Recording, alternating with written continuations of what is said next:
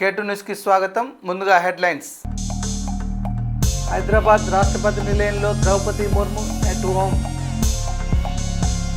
కేటీఆర్ పై కేసుతో డైవర్షన్ రాజకీయాలు చేస్తున్న కాంగ్రెస్ సివిల్ సప్లై కార్పొరేషన్ మాజీ చైర్మన్ రావుల శ్రీధర్ రెడ్డి వ్యాఖ్యలు కోమటిరెడ్డి ప్రతీక్ రెడ్డి 13వ వర్ధంతి సందర్భంగా నివాళులర్పించిన మంత్రి ఉన్నతాధికారులు భారత రాజ్యాంగ నిర్మాత డాక్టర్ బిఆర్ అంబేద్కర్ను అవమానించిన కేంద్ర హోంమంత్రి అమిత్ షాని వెంటనే బర్తరఫ్ చేయాలి. సిఐటియు రాష్ట్ర ఉపాధ్యక్షులు భూపాల్ గూడ్స్ ట్రైన్పై ఎక్కి ఆత్మహత్యాయత్నానికి ప్రయత్నించిన జార్ఖండ్కి చెందిన వ్యక్తి. చెలో అసెంబ్లీ ముట్టడికి వెళ్తున్న ఆటో డ్రైవర్లను అరెస్ట్. మొకాలపై నిలబడి వినూత్న రీతిలో నిరసన తెలిపిన నారాయణపేట సమగ్ర శిక్ష ఉద్యోగులు. హైదరాబాద్ బొల్లారంలోని రాష్ట్రపతి నిలయంలో రాష్ట్రపతి ద్రౌపది ముర్ము ఏర్పాటు చేసిన హెట్ హోమ్ కార్యక్రమంలో రాష్ట్ర గవర్నర్ జిష్ణుదేవ్ వర్మ, హర్యానా గవర్నర్ బండారు దత్తాత్రేయ, ముఖ్యమంత్రి రేవంత్ రెడ్డి, తెలంగాణ శాసన మండలి చైర్మన్ గుత్తా సుఖేందర్ రెడ్డి మరియు మంత్రులు, ఎమ్మెల్యేలు, ఎమ్మెల్సీలు పాల్గొన్నారు.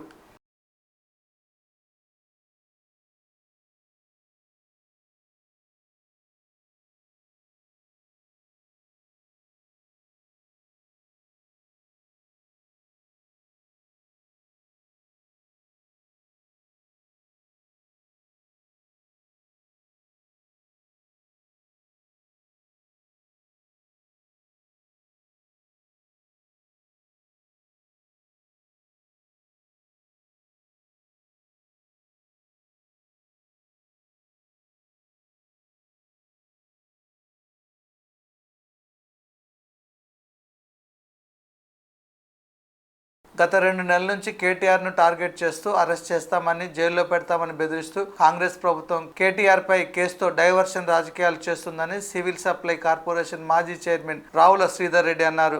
నల్గొండ జిల్లా టీఆర్ఎస్ పార్టీ కార్యాలయంలో మాజీ MLA Kancharla Bhupal Reddy, civil supply corporation మాజీ చైర్మన్ రావుల శ్రీధర్ రెడ్డి మీడియా సమావేశంలో మాట్లాడుతూ ఏడాది కాలంలో ప్రశ్నించే ప్రతి నేతపై కేసులు పెట్టడం, జైల్లో పెట్టడం చేస్తున్నారని అన్నారు.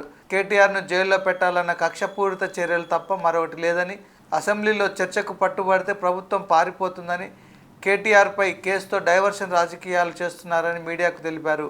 ఇచ్చిన హామీలు 6 గ్యారంటీలు అమలు చేయలేక అక్రమ కేసులతో ప్రజల దృష్టిని మళ్లిస్తున్నారని, ఎన్ని కేసులు పెట్టినా బీఆర్ఎస్ ప్రజల పక్షాన పోరాటంలో వెనక్కి తగ్గేది లేదని, కేసులను చట్టపరంగా ఎదుర్కొనేందుకు బీఆర్ఎస్ ఎప్పుడూ సిద్ధమేనన్నారు. కేటీఆర్ గారి విషయంలో ప్రభుత్వం ప్రతినిత్యం కూడా టార్గెట్ చేస్తూ అరెస్ట్ చేస్తామని, జైల్లో పెడతామని రకరకాల వ్యాఖ్యానాలు చేయడాన్ని మనం చూసినాం. కాంగ్రెస్ ప్రభుత్వం వచ్చినటువంటి గత సంవత్సర కాలంగా జరుగుతున్నటువంటి అన్ని అంశాలను చూస్తే వాళ్ళ ప్రభుత్వం వచ్చిన మర్నాటి నుంచి కూడా రాష్ట్రం మొత్తం కూడా బీఆర్ఎస్ పార్టీ నాయకుల మీద, కార్యకర్తల మీద, సోషల్ మీడియా కార్యకర్తల మీద, ప్రశ్నించే ప్రతి నాయకుని పైన రకరకాల పద్ధతుల్లో అక్రమ కేసులు బనాయించడం, జైలుకు పంపడం, జైళ్లకు పంపాలనే ప్రయత్నం చేయడం మనం చూస్తూ ఉన్నాం. ఇవాళ వాళ్ళ ప్రభుత్వం వచ్చిన తర్వాత ఎన్నికల సమయంలో ఇచ్చినటువంటి హామీలను తుంగలో తొక్కి అవేవి అమలు చేయని పరిస్థితులలో అటు శాసనసభలో ఇటు బయట అన్ని స్థాయిల్లో ఉన్నటువంటి నాయకులు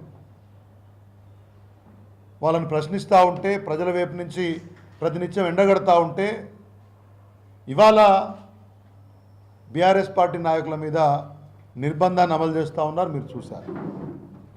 ఇక నేరుగా విషయానికి వస్తే దాంట్లో భాగంగా నిన్న మా పార్టీ వర్కింగ్ ప్రెసిడెంట్ 10 సంవత్సరాలు ఆ రోజు రాష్ట్ర ప్రభుత్వంలో మున్సిపల్ అడ్మినిస్ట్రేషన్ శాఖ మంత్రిగా, ఐటీ శాఖ మంత్రిగా, పరిశ్రమల శాఖ మంత్రిగా ఈ రాష్ట్రానికి వన్నె తెచ్చి 3 లక్షల కోట్లకు పైగా పెట్టుబడులు తీసుకొచ్చి అనేక అంతర్జాతీయ స్థాయి సంస్థలను తెలంగాణ రాష్ట్రానికి తీసుకువచ్చి ఉపాధి కల్పన చేయడమే కాకుండా తెలంగాణ రాష్ట్రం ఆర్థికంగా ఎంతో ముందుకు పోయే విధంగా ప్రయత్నం చేసినటువంటి కేటీఆర్ గారి మీద ఒక అంతర్జాతీయ ఈవెంట్ని తెలంగాణ రాష్ట్రానికి తీసుకొచ్చి హైదరాబాద్ నగరానికి తీసుకొచ్చి రాష్ట్ర ప్రతిష్టను, దేశ ప్రతిష్టను, నగర ప్రతిష్టను పెంచి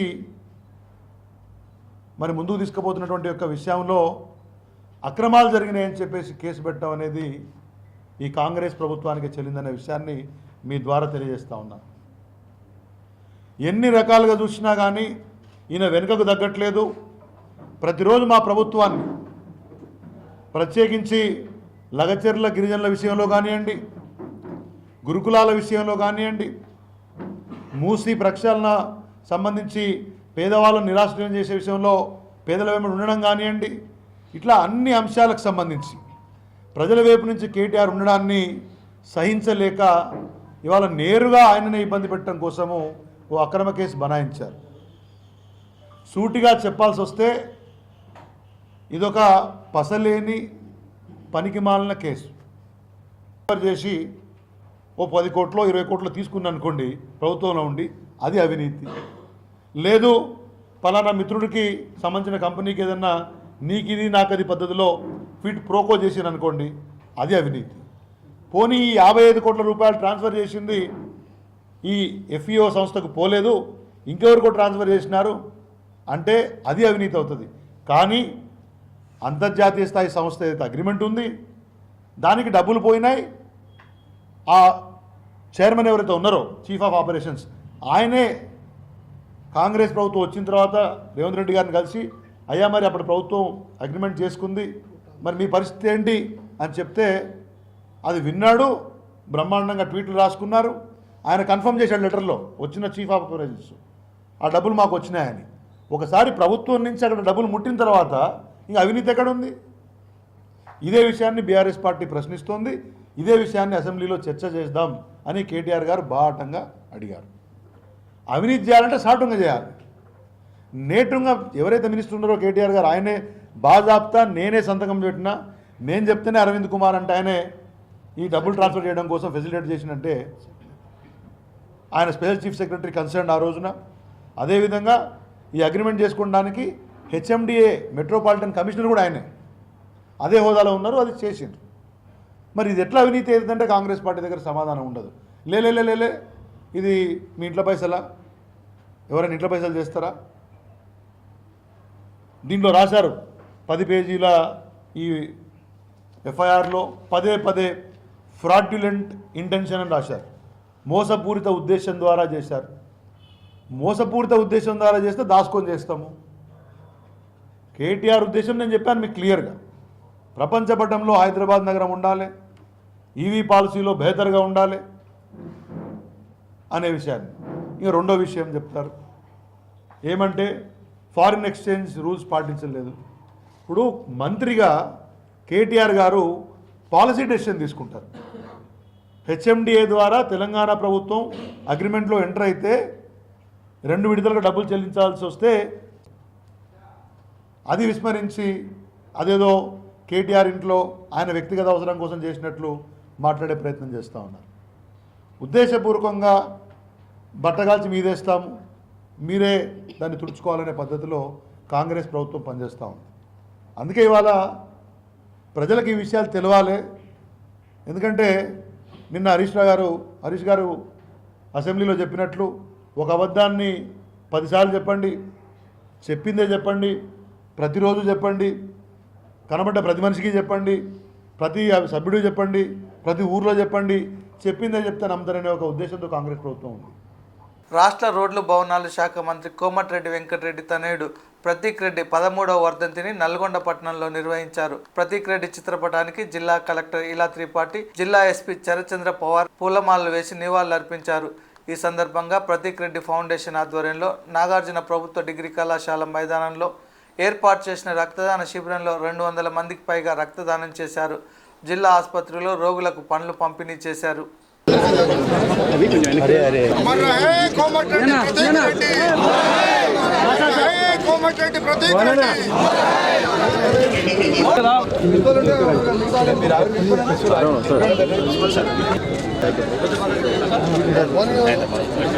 మంది ఇబ్బంది పడతా ఉంది.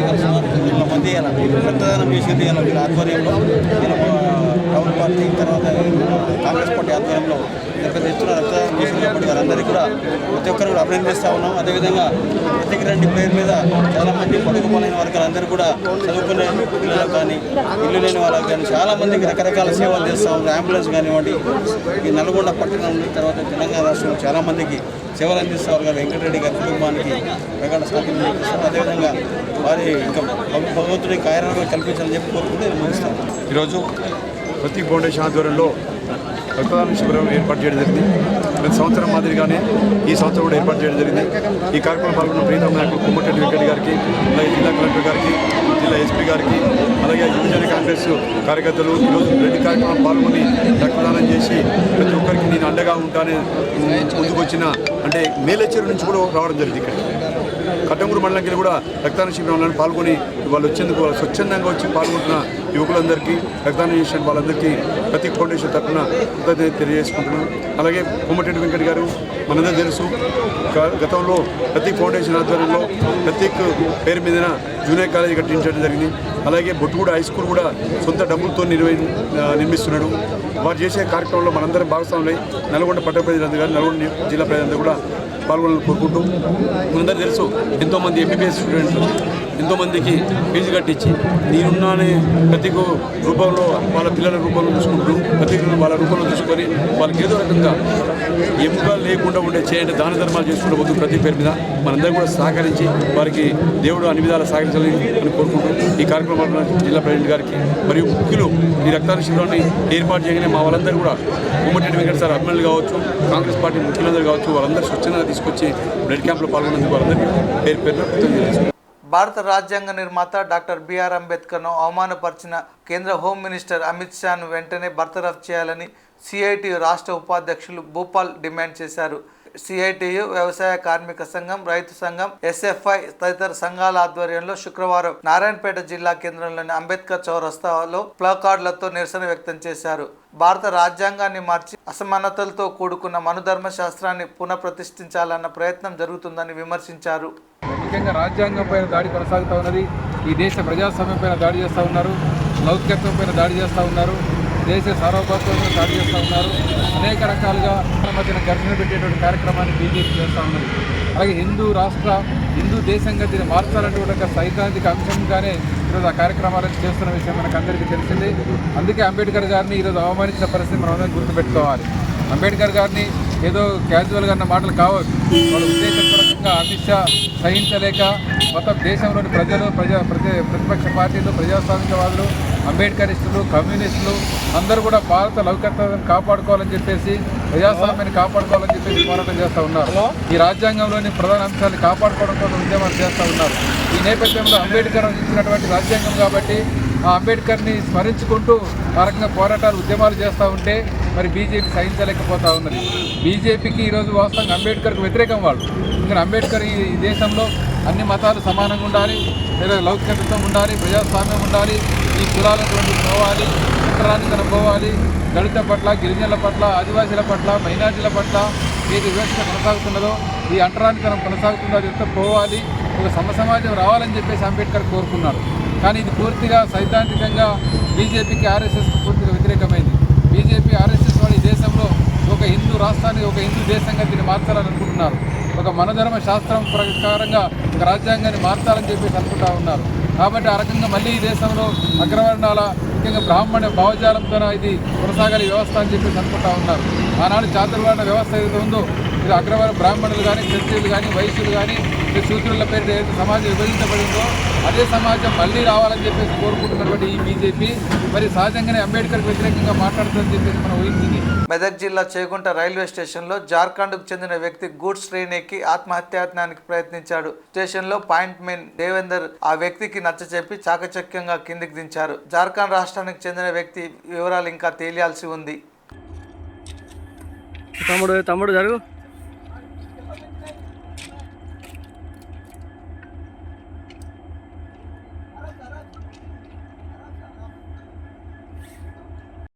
మెదక్ జిల్లా నిజాంపేట, రామాయంపేట, జయగుంట మండలాల నుంచి చలో అసెంబ్లీ ముట్టడి కార్యక్రమానికి వెళ్తున్న ఆటో డ్రైవర్లను రామాయంపేట పోలీసులు ముందస్తు అరెస్ట్ చేశారు.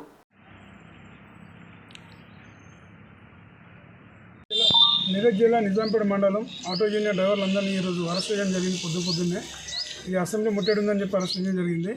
ఇంకోటి ఇప్పుడు ఇదే పొన్నం ప్రభాకర్ ఏదైతే మాట ఇచ్చినారో ప్రతి మాట తప్పుతూ వెళుతున్నారు కాబట్టి ఇప్పటివరకు ఏది చేసింది లేదు. ఈ 6 గ్యారెంటీలో పైపై ఫస్ట్ మా మీదే పడ్డాడు. ఇది అనేది మాకు బాధగా ఉంది. ఇదే ఆంధ్రాలో కూడా ఇదే స్కీమ్ పెట్టారు కానీ ఇప్పటివరకు కూడా అక్కడ ఏమీ కొలికి లేదు. అక్కడ ఇంక మంచి ఆటో డ్రైవర్ మంచి బతుకుతున్నారు. ఇక్కడ మాత్రం ఘోరంగా మా పరిస్థితి. సంవత్సరానికి ఎంతో డబ్బులు ఇస్తా అని చెప్పారు, అది కూడా ఇచ్చింది ఏమీ లేదు. ఇప్పటి సంవత్సరం పైన అయిపోయింది. అలాగే ఇంకో విషయం, ఇంకా కొన్ని బస్సులు కూడా ఇంకా 1000 బస్సులు 2000 బస్సులు తెస్తున్నాడు. మా పుట్టలో ఏం చేస్తారో అర్థమవుతలేదు. హైదరాబాద్లో కూడా ఓవర్ రేట్ బయటనే నడిపేయాలంటున్న డీజిల్ బండ్లు. మరి వాళ్ళ పరిస్థితి ఏంది, మా పరిస్థితి ఏంది? అందుకే ఈరోజు మేము చలో అసెంబ్లీ ముట్టడం అనుకున్నాము, కానీ ఈరోజు మా అందరినీ అరెస్ట్ చేయడం జరిగింది. తమ న్యాయమైన డిమాండ్లను నెరవేర్చాలంటూ సమగ్ర శిక్ష ఉద్యోగులు చేస్తున్న సమ్మె నేటికి 9వ రోజుకు చేరింది. నారాయణపేట జిల్లా కేంద్రంలోని మున్సిపల్ పార్క్ దగ్గర ఉద్యోగులు మోకాళ్లపై నిలబడి వినూత్న రీతిలో నిరసన చేపట్టారు. ఈ సందర్భంగా రాష్ట్ర భాషోపాధ్యాయ సంఘం జిల్లా అధ్యక్షులు యశ్వంత్ మాట్లాడుతూ గత 2 దశాబ్దాలుగా సమగ్ర శిక్ష ఉద్యోగులు చాలని జీతాలతో విధులు నిర్వహిస్తున్నారని, తోటి ఉద్యోగులతో పోలిస్తే జీతాల్లో చాలా వ్యత్యాసం ఉందని, ప్రభుత్వం స్పందించి బేషరతుగా సమగ్ర శిక్ష న్యాయమైన డిమాండ్లను నెరవేర్చాలని కోరారు. సమ్మె నిర్వహిస్తున్న సమగ్ర శిక్ష ఉద్యోగులకు తెలంగాణ రాష్ట్ర వ్యాయామ ఉపాధ్యాయ సంఘం ఆధ్వర్యంలో మధ్యాహ్న వసతి భోజనం కల్పించారు.